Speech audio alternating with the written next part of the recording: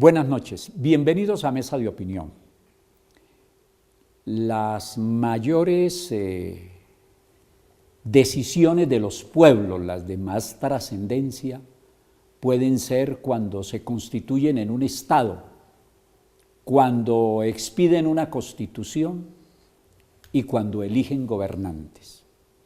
El domingo, Colombia eligió presidente de la República y por primera vez vicepresidenta.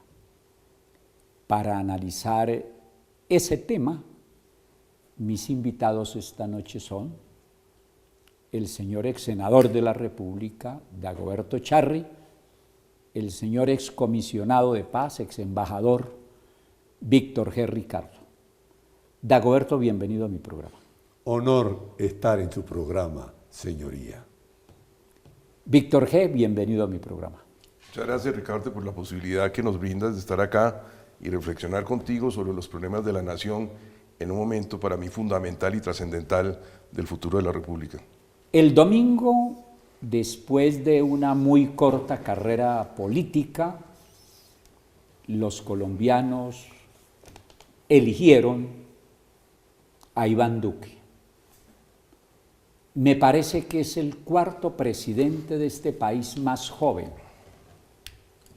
Me parece que definitivamente cuando hay partidos que entienden que quienes ganan el gobierno deben gobernar y quienes pierden deben hacer oposición, es decir, hacer control, se constituyen en alternativa de poder. Eso fue lo que sucedió, entre muchas cosas, el pasado domingo. Su opinión, doctor Víctor G. Yo creo que las elecciones del pasado domingo estuvieron enmarcadas en una polarización que veníamos viviendo los colombianos. Polarización entre el presidente Santos y el presidente Uribe, polarización entre los amigos de las teorías del centro derecha y de los amigos de las teorías del centro izquierda o izquierda, polarización motivada en todo cascada de escándalos que se han venido dando por el tema de corrupción que llegó a las altas cortes y que lógicamente nos puso no solamente en situación de jaque y de crisis sobre los valores de la ética y la moral, sino que todos los días se destapa una y pareciera que uno va tapando la otra. Mientras tanto, digamos que se va aplicando justicia, pero no se van conociendo sentencias condenatorias en muchos de los casos. Y evidentemente, como usted lo dijo, tenemos hoy un presidente que tiene una corta carrera política, larga en su familia. Ustedes seguramente, al igual que yo, conocieron a su padre, Iván Duque Escobar, que era un hombre inteligente, estructurado, político y analista, que fue ministro de Minas, fue ministro de Comercio Exterior o Desarrollo, fue gobernador de Antioquia, fue contralor de Bogotá, fue auditor general de las Naciones, de la Contraloría ante las Naciones Unidas, y un gran conversador y un gran analista político. Y su hijo creo que se formó en ese hogar y dentro de ese ambiente. No ha sido ministro, no ha sido gobernador, no ha sido alcalde, no ha sido embajador, sin embargo ha sido senador y desde el Senado cumplió una excelente labor, se distinguió en el periodo que estuvo como uno de los mejores senadores y a través de los debates conocimos el conocimiento que tiene en materia de estructura de Estado y en materia de los temas públicos, no solamente de la hacienda, sino de política internacional, de política estructural y de la justicia. Por otra parte, llega a la presidencia, como usted lo decía, el cuarto hombre más joven. Yo creo que es menor, yo creo que es como el segundo, porque los dos que contamos dentro de los cuatro fueron designados a la presidencia, que asumieron la presidencia, como el caso del doctor Alberto Lleras Camargo. O como Liborio Mejía. O como Liborio Mejía. Después yo creo que de Bolívar, que llegó a los 39 años, pues está llegando Iván Duque a los 41, un hombre muy joven, pero que demostró, a mí realmente debo decir que me impresionó en los debates, el control de sus sentimientos frente incluso a quejas o impugnaciones que le hacían, y siempre estuvo enmarcado en un ambiente de concertación, de presentación de ideas, de argumentos, que es lo que aspira uno hoy en día para Colombia. Colombia está agotada con la polarización y yo creo que es muy importante que nos unamos para salvar el futuro de nuestra nación, porque como seguramente hablaremos en el programa, los días que nos esperan tampoco son días fáciles. Es importante resaltar que uno de los mensajes del domingo del presidente electo Iván Duque, a quien por supuesto le deseamos la mejor de las suertes, ojalá que así sea, porque primero implica una renovación, en segundo lugar es muy importante la seguridad que da una persona que tiene bríos suficientes para orientar este país. Pero a ver, Dagoberto, ¿quiénes ganaron y quiénes perdieron el domingo?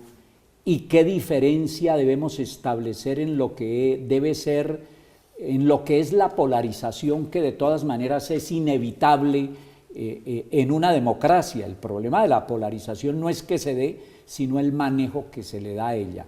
Pero me da la impresión que en medio de la polarización también ha aumentado la politización del país, que me parece que es un factor bien importante. Primero que todo debemos celebrar que esta fiesta democrática se haya realizado de la mejor manera y de la forma más pacífica. Ese es un hecho lo muy cual importante. Demuestra que el proceso de paz es absolutamente indispensable para el desarrollo, no solamente económico, sino intelectual de este país. Punto 2. Hay un quebramiento de la democracia nacional. Los partidos han hecho crisis. Las ideas dejaron de existir, las propuestas no avanzan. Siempre hemos pensado que la democracia es fundamental, pero es el mejor instrumento para elegir a los peores gobernantes. La democracia es hoy una burla, porque hay sistemas que los penetran y lo van convirtiendo en un hazmerreír a través de unas encuestas que se hacen con unos candidatos determinados, al punto que esta elección se decidió en la pasada confrontación en que se escogieron definitivamente candidatos a la presidencia y a la vicepresidencia. Punto 2. La opinión nacional no existe. La opinión es la de los periódicos, la de centros de estudio, personas que tienen interés o intereses en el manejo de los resultados de estos procesos electorales. La crisis de los partidos es tan grande que hoy son eslogan. Por ejemplo, hace un tiempo se dijo, con Samper Pizano, soluciones a la mano. Si hubiera sido Samper Angulo, no hubiera sido presidente de los colombianos, Ernesto Samper. En el Ecuador, el presidente dijo una cosa importante, Rafael para mis amigos, Correa para los corruptos, y se reeligió 3 veces y ahora está en calzas prietas, justamente por violación de los principios éticos y morales. Entonces lo que tenemos que pensar ahora son 2 cosas. Bienvenida la juventud al poder. Lástima que no hayan precedentes de estudio, de conocimiento, de manejo de los grandes problemas nacionales. El domingo en la noche lo escuché y repitió durante 1 hora una serie de monsergas y lugares comunes sin enfrentar el grave problema nacional, como lo ha planteado Víctor G., de la honda problemática de la corrupción que se puso de presente en las elecciones pasadas. Hubo un candidato que tenía 67 senadores y perdió las elecciones sacando menos votos que cuando escogió parlamentarios, eligió 16 senadores de la República. Porque no giraron dineros para hacer la campaña. Y se eligieron y se dejaron restablecidos en sus derechos y no lo apoyaron y puso la mitad de los votos de la confrontación para elegir parlamentarios. Todo esto para decir que el dinero sigue siendo una cosa que influye, interviene y define y concreta. Por eso concuerdo con el doctor Virtogé que el problema grave de este país es la corrupción que ha alcanzado niveles absolutamente increíbles. 52 billones por año. Piensen lo que veamos con 52 billones y a dónde está la propuesta concreta. No es simplemente hacer una afirmación, sino las medidas que pueden ponerle fin, como existen hoy, posibilidades para acabar con las corruptelas que manejan los partidos políticos. Ese fue uno de los aspectos que tocó el presidente Duque el domingo. El problema es cómo hacerlo. Me da la impresión que lo de la consulta anticorrupción genera un hecho político, pero nada más que eso, porque lo esencial tiene que hacerse a través de una reforma constitucional y la Constitución no se puede modificar a través de una consulta popular. Entonces, dentro de lo tanto que hay que hacer para combatir la corrupción, hay que reformar estructural e integralmente la justicia. De lo que ha propuesto el presidente Duque en ese sentido, ¿qué le parece importante y necesario para rescatar la justicia? Porque casi que literalmente estamos sin justicia y un país sin justicia pues ni tiene futuro ni puede conseguir la paz. Sí, el problema de la corrupción que se agiganta y crece tiene dos hermanas gemelas que son la falta de la justicia y la lenidad en el manejo de los términos y otros conceptos de la actual jurisdicción penal de Colombia. ¿Cómo combatir entonces la falta de justicia? Eso y mucho más con Víctor G. Ricardo y Dagoberto Charri después de la primera muy pequeña pausa. Ya regresamos aquí a Mesa de Opinión.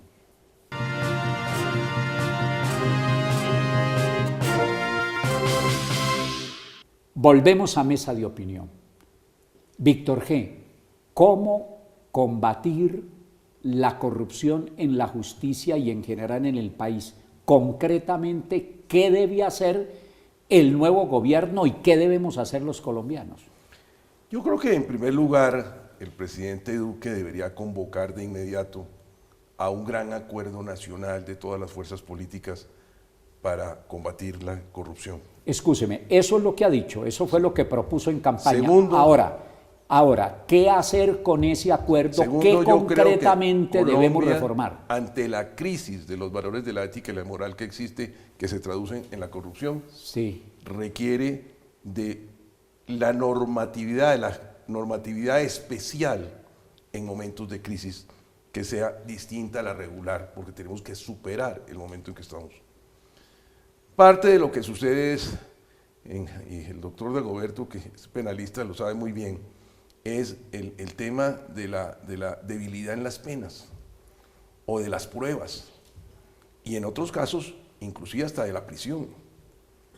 Esto no es solamente un aspecto, es el concepto integral de lo que es justicia, de cuáles son las instancias, de cómo se llevan los procedimientos, de cuáles son las pruebas que se requieren, de cuáles son las sentencias y las penas adecuadas. En materia, por ejemplo, de delitos contra la administración pública, no solamente es la pena sancionatoria en la persona, sino en sus derechos políticos y ciudadanos que también deben adoptarse, porque ha atentado contra el pueblo, que son los intereses del Estado. Pero mire, concretamente, la justicia está superpolitizada y está politizada porque los principales organismos de la rama judicial tienen exageradas funciones electorales. Uno se pregunta a qué hora los magistrados, esencialmente de la Corte Suprema de Justicia y del Consejo de Estado, administran justicia si tienen demasiadas funciones electorales. Segundo, con el tema esencialmente de la sustitución de la Constitución, la Corte Constitucional cambia su jurisprudencia reiteradamente y al cambiar su jurisprudencia, pues cambia la Constitución. ¿Qué hacer frente, por ejemplo, a esos dos hechos que son muy graves frente a lo que hay que hacer en materia de reformas con la justicia, Dagoberto? Bueno, yo pienso que siendo ese el primer y más grave problema que afronta la democracia en Colombia hoy, hay que tomar medidas muy rápidas, eficaces y eficientes. ¿Cómo cuáles? Por ejemplo, aumento de las penas. No son 8 o 20 años, son 60 años mínimo de pena. Punto 2. Perpetuación de la incapacidad para contratar con el Estado por el resto de la vida. Lo que toca el dolor de los que están corrompidos en el manejo del Estado es el bolsillo. Busquemos que indemnicen hasta el último centavo para poder gozar de subrogados penales y penas sustitutivas. Y 2, no se podrán tener en cuenta entonces los bienes y dineros que pagan las aseguradoras, porque eso no es lo que le han sustraído al erario nacional y a 50 millones de colombianos. Pero frente a los dos temas que he planteado, ¿qué hacer? ¿Qué hacer para despolitizar, para quitarle funciones electorales a la Corte Suprema, al Consejo de Estado, a la Corte Constitucional? Perfecto. Las funciones electorales prácticamente están eliminadas ya. ¿Por qué? Porque la tendencia y la aceptación que hay en los gobiernos es que no pueden seguir eligiendo procuradores y contralores porque pierden el tiempo para además asegurarse beneficios personales. Eso está prácticamente arreglado ya. No, pero el problema está no en eso supone una reforma constitucional. Claro. 2, es la elección de los magistrados. Mientras haya cooptación para que usted escoja un magistrado auxiliar para que le guarde su espalda y pueda seguir usted ejerciendo su profesión a través del teléfono, no habrá posibilidad de cambio en este país. Entonces, hay que hacerle exámenes con veeduría internacional para que lleguen los más capaces y no los más audaces. Y sobre el tema, Víctor G., de la manera como ha venido manejando su jurisprudencia la Corte Constitucional, yo diría que literalmente el país está preso frente a la Corte Constitucional. ¿Cómo salir de ahí? A ver, yo creo que estamos tocando dos temas, involucrando dos temas. Uno que es el urgente y otro que es el estructural. Yo soy un convencido, como decía el doctor Dagoberto, que para los efectos de los delitos de corrupción se requiere ampliar las penas y ir a los patrimonios particulares desde el punto de vista de retribuir o devolver los dineros. Pongo un ejemplo. Hace poco escuchábamos el debate de Odebrecht y un viceministro que se vinculó al tema aceptó la responsabilidad y un poco enmarcado en la justicia, en la nueva justicia penal, pues el señor sale a la libertad en 2 años.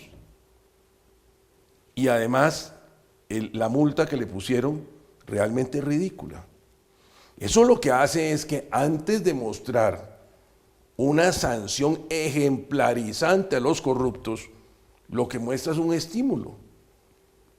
Porque si el señor se robó o se dejó comprar su conciencia en las decisiones públicas para favorecer una firma, recibió unos dineros, se sabe hasta cuánto recibió, que le impongan una multa que no equivale ni siquiera al 10% de los dineros que se robó, y por otra parte, desde el punto de vista de sanción, le pongan una prisión que no excede de más de 2 años y medio, es ridículo.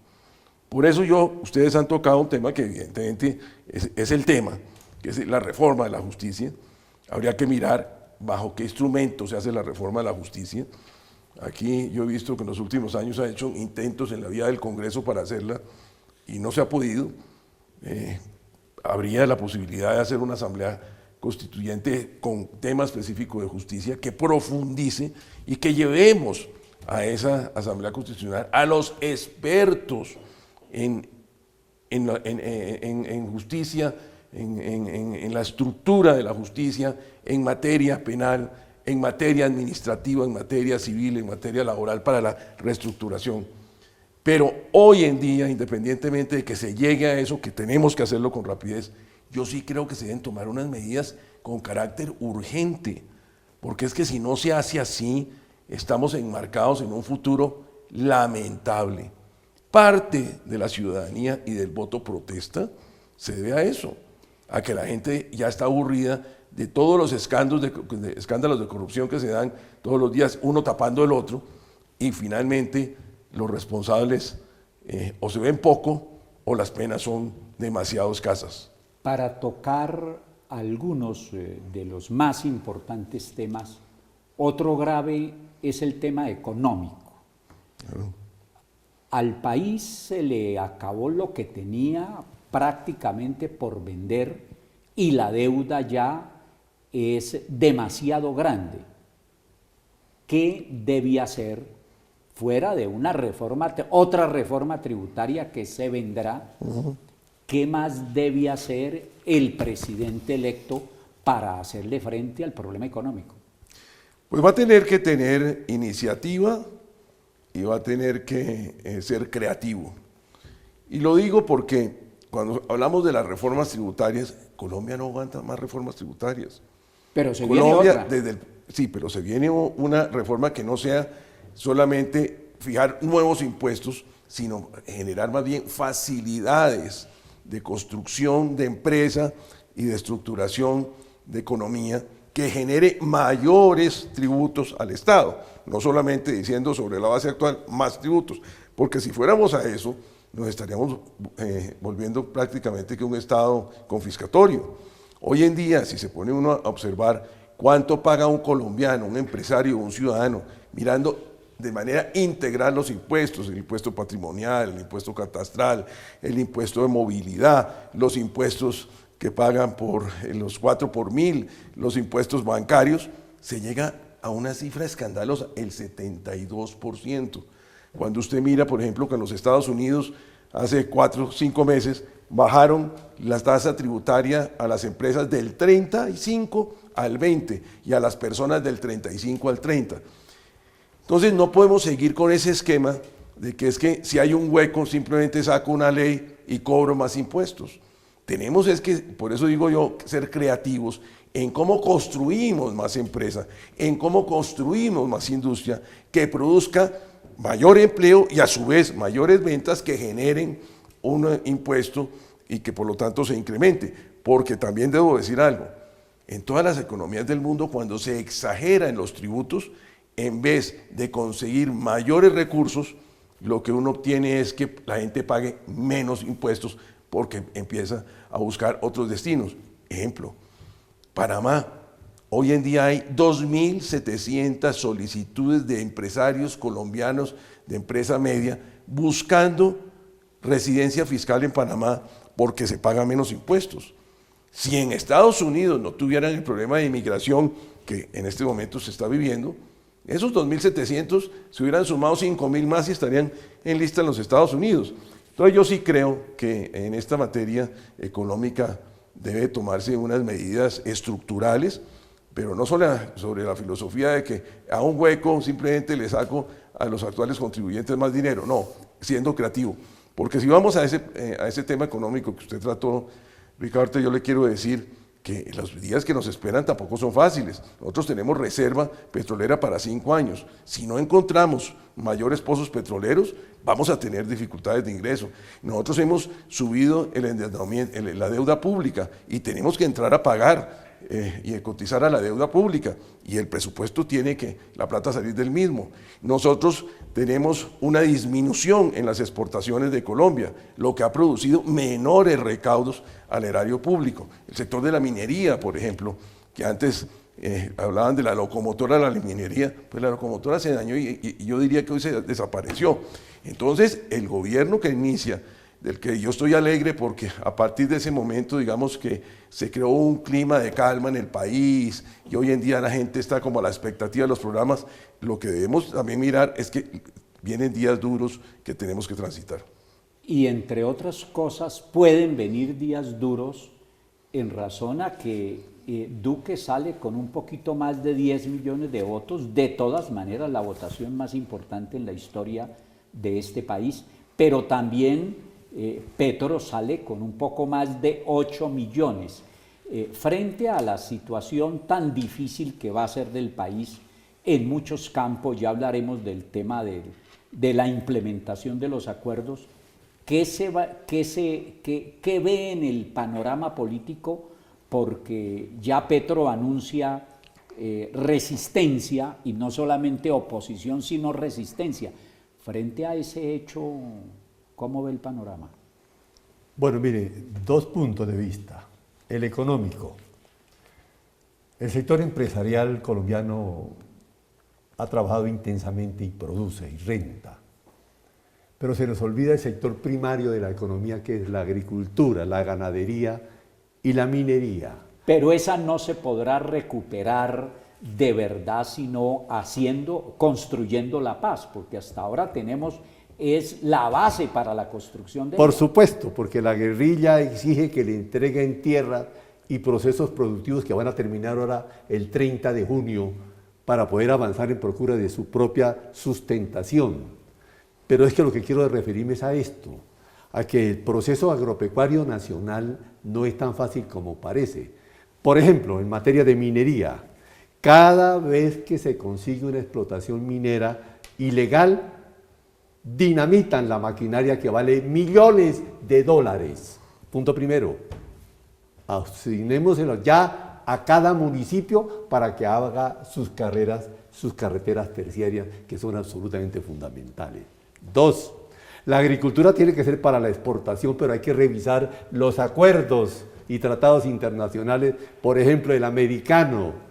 Nos traen el arroz subvencionado a menor precio que el colombiano, pero además nos entran también de contrabando del Ecuador. Arruinamos a los arroceros del Huila, del Tolima, del Meta.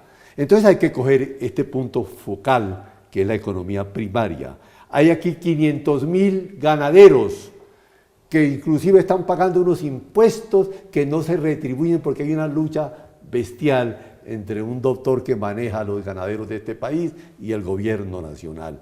Tenemos que meterle la mano al sector primario de la economía y hacer una primera cámara gremial, doctor. No todos pueden ser políticos para que hagan discursos hermosos. Es producir la papa, la cebolla, para que otra vez, óigame bien, la situación esa antioqueña tenga algún producto nacional, porque todos son importados en las peores condiciones. Debemos hacer otra pausa, pero después de ella, Iván Duque dijo con claridad: no vamos a hacer trizas los acuerdos, pero vamos a hacerle unas reformas. ¿Cómo? Porque habría que renegociarlos. Parece imposible renegociarlos. Están además 7 actos legislativos que los respaldan, auspiciados, unos jurídicamente bien, otros no, pero tienen el sustento de que los ha declarado constitucionales la Corte Constitucional. Eso y mucho más aquí en Mesa de Opinión. Ya regresamos.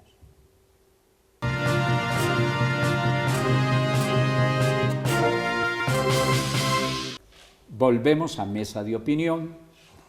Me encuentro con 2 colombianos que han participado mucho en la vida política de este país, Víctor G. Ricardo y Dagoberto Charri. Y vamos a procurar ser más breves, a ver si logramos tocar algo de lo más importante de lo que va a pasar con Iván Duque Márquez en la presidencia de Colombia. Y uno de esos temas, Víctor G., indudablemente y crucial, es el tema de la implementación de los acuerdos y de los cambios que ha anunciado el presidente electo en ese sentido. Sí, ustedes saben muy bien que yo trabajé en la construcción de encontrar caminos políticos para solucionar el conflicto armado. Yo empiezo por decir una cosa: la paz no es con la guerrilla, la paz es con los colombianos. La paz es la presencia del Estado en todo el territorio nacional. Haciendo Estado. Haciendo Estado. Y Estado no es solamente la presencia militar, es la presencia social, la presencia de ofrecimiento de la salud, de la educación, de las vías de comunicación, de la construcción de economías legales en las que el Estado le garantice la comercialización de sus productos para que no nos estanquemos en la primera cosecha que se dé.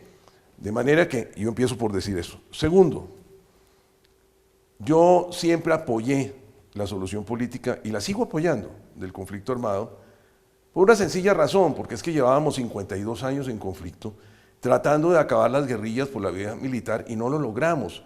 Ellos nunca fueron derrotados.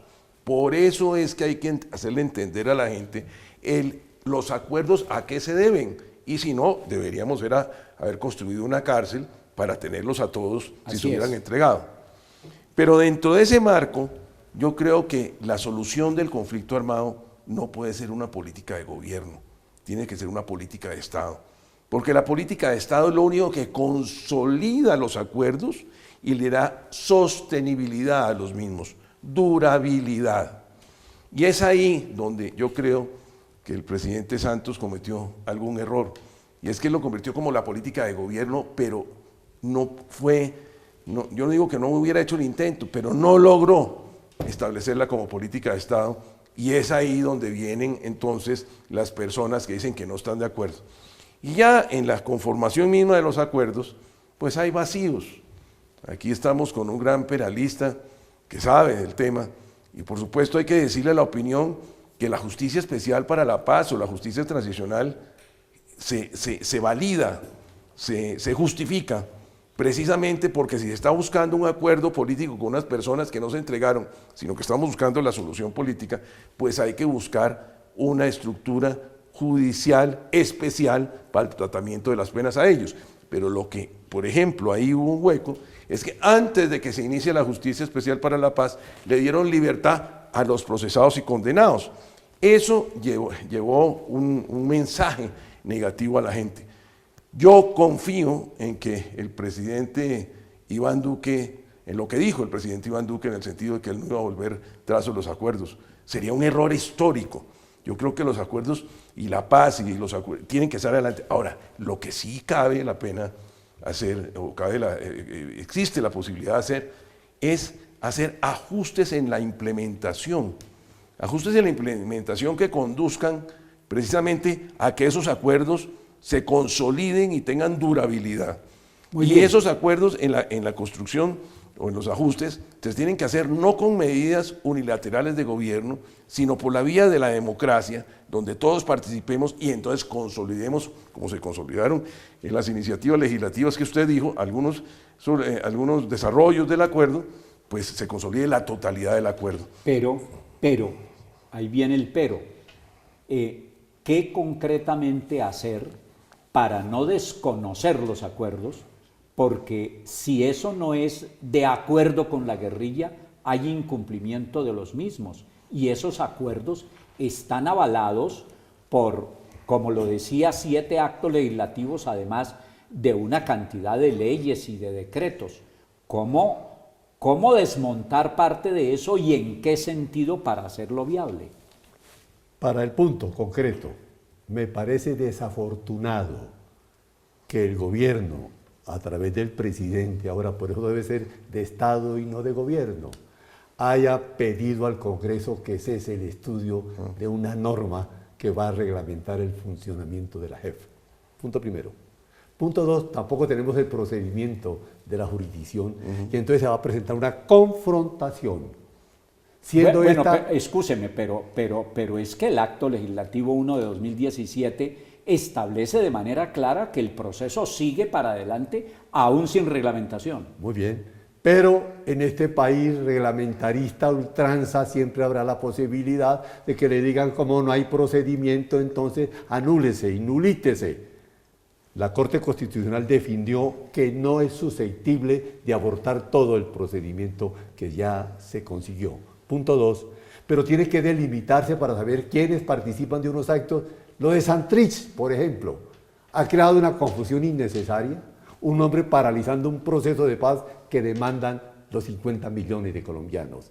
Simplemente basta que diga el gobierno, ahora el presidente, no habrá extradición, que es potestativo de él, y ponemos fin a ese pequeño impasse. Pero estando de acuerdo o no estando de acuerdo, es que justamente la jurisdicción especial mal o bien prevalece. Prevalece en el orden interno sobre las jurisdicciones ordinarias. Ok. Punto 1. Lo Entonces, dijo la Corte Constitucional. gusten o no nos guste, tiene razón la jurisdicción especial cuando dijo suspendas el proceso de extradición. Perfecto, pero ¿por qué suspende el Congreso el trámite de Pero la ley si ustedes que me va a van a hacer una reglamentar toda la jurisdicción interpelación, especializada? Sí. yo no estoy de acuerdo con esa decisión de la justicia transicional, porque es que las cosas se deben explicar, y en derecho lo que se debe haber dicho estrictamente es: mientras no haya pruebas de que ese delito se cometió después de la firma de los acuerdos, no es posible que nosotros digamos si estamos de acuerdo o en desacuerdo. Es que eso tiene que determinarlo la jurisdicción Claro, especial. pero no como se presentó. Es que lo que se presentó ¿Ya? fue la Justicia Especial para la Paz suspende la extradición. Decidió. Ordena. O sea, suspensión. No, ahí es el error. Y eso es lo que genera las confusiones. Lo que ha debido decir es: solicito que se presenten las pruebas y las fechas en que se cometieron los nuevos delitos para nosotros decir si es jurisdicción nuestra o no es jurisdicción nuestra. Y así hubiera quedado evidentemente bien explicado y había creado un hecho jurídico importante. Pero como lo que se dijo fue suspendida la extradición, pues la gente dijo, bueno, ¿cómo así? ¿Cuál es la competencia que tiene la justicia para...? No, no es eso. Es que mientras no se establezca la fecha exacta y la justicia especial conozca los hechos cometidos como delitos y las fechas exactas, pues no puede procederse a la extradición. Se nos está agotando el tiempo y me toca hacer la última pausa. Ya regresamos. ¿Cuánto?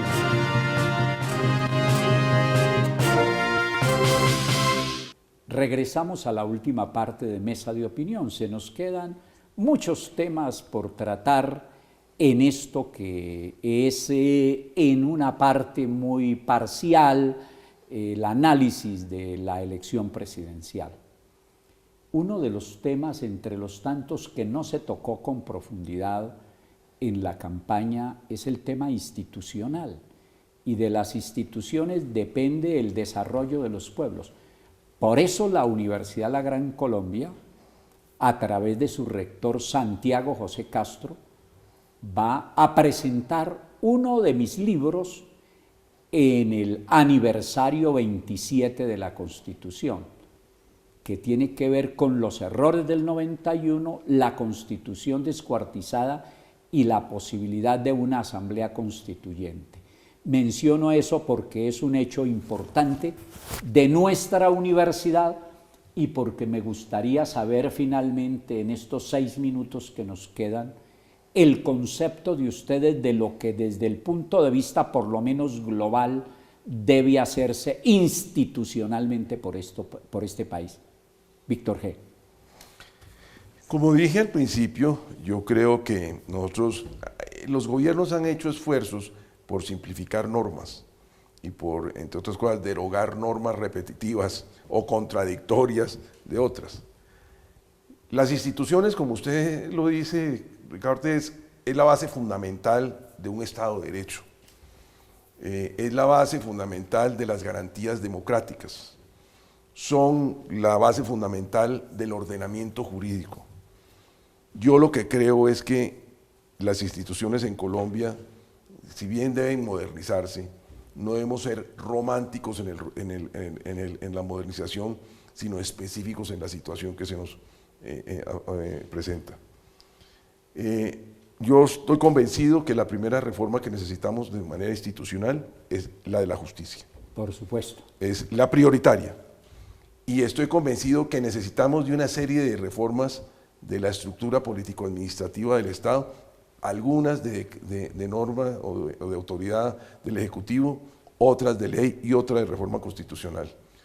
Pero más que complicar el Estado, debemos simplificarlo para que no haya tanta confusión en la norma y no haya tanta confusión en la ejecución de la normatividad jurídica que todos los días estamos construyendo a través del Congreso o a través de los decretos ley o de los decretos reglamentarios. Doctor Dagoberto. Este es un punto clave, vital, fundamental. La Constitución no se puede reformar cada 24 horas. 48 reformas en un país que cree que lo que no está constitucionalizado no se puede imponer sin parar, mientras que el artículo 22 dice que la paz es un derecho y un deber. Todos los presidentes estarían presos si eso se lograra realizar. Punto 2, las Cortes están legislando y las Cortes están modificando la Constitución Nacional. A eso hay que ponerle ya un tate quieto en forma inmediata. Pero en materia de justicia, en 10 años más de 2000 leyes se legisla con nombre propio para el fulano o el sutano que cometió este delito. No, tenemos que acabar con la proliferación de la legalidad, que no lo es tanto, para hacer normas que, consultando la manera de ser y la idiosincrasia de este país, nos permitan convivir en paz, alcanzar la dignidad y el decoro de los colombianos. De lo que no hemos dicho, rápidamente, en pocas palabras, ¿quién ganó el domingo? Yo creo que ganó el presidente Iván Duque, indudablemente. ¿Ganó también la oposición? Yo creo que ganó la oposición, un candidato que, habiendo perdido, hoy en día es senador y desde el Senado puede liderar 8 millones de colombianos, muy grande. Ganó la registraduría. Ganó el presidente. Perdieron los partidos y, Sí. y perdió, yo creo, también la institucionalidad que se creía que era la que fijaba los destinos de Colombia. Ganó el presidente Uribe. Álvaro Uribe es un dirigente continental que ha ganado 6 elecciones consecutivas. ¿Y qué tanto ganó Pastrana?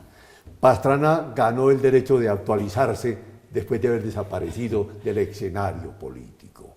Pero ganó la nacionalidad, la buena fe, el buen concepto, la paz espiritual de los colombianos es la gran triunfadora. Sí. 8 millones contra 10 millones, una batalla que recién empieza. Ricardo, permítame Sí, decir señor. una cosa, Sí, sobre señor. una base que es muy importante. Sí, señor. Ganó un presidente con más del 50%, con el 54% de los electores. Eso es muy importante, no que Sí. ganó con un porcentaje menor. Sí. 2, en estas elecciones fueron unas elecciones de menor abstención. Se llegó a una abstención del 47%, pero antes se movían en el 55, 59. Cuando creíamos que por el Mundial, por ejemplo, íbamos a bajar en la votación, cosa que resulta no. que se mantuvo frente a la primera vuelta. Entre otras, Eso ¿no? es muy importante decirlo, porque si bien ganaron todas estas personas, también el que ganó con más del 50% de la votación. ¿Qué va a pasar con tantos temas que no se trataron a profundidad en la campaña y que requieren una solución inmediata? En 2 o 3 palabras, se acaba el tiempo. Inmensas masas de colombianos no tienen acceso al empleo ni al poder. Si no logramos nosotros evitar que una pequeña camarilla de propietarios de los sectores financieros sean los que manejan al país e impongan presidente, no podremos hacer una reforma. Eso es paz, eso es paz. 2 o 3 palabras adicionales, se nos va el tiempo. Solidaridad, Sí. valores de la ética y la moral, Sí. y un Estado que funcione con la verdad, la justicia y la reparación. Y en cuanto al otro partido, el de Colombia, el de nuestra selección, arrancamos muy mal. Ojalá que se recomponga, bien difícil, pero hay que ponerle mucha esperanza y mucho optimismo. Dagoberto, muchas gracias. A usted, señoría, por la invitación y por su compañía, mi querido doctor Víctor G. Víctor G., muchas gracias. Muchas gracias, Rucarte. Es un gran honor participar en este programa tan importante que no solamente se ve en Colombia, sino en algunos otros países aledaños. A ustedes, como siempre, muchas gracias por permitirnos cada 8 días compartir con ustedes en sus hogares.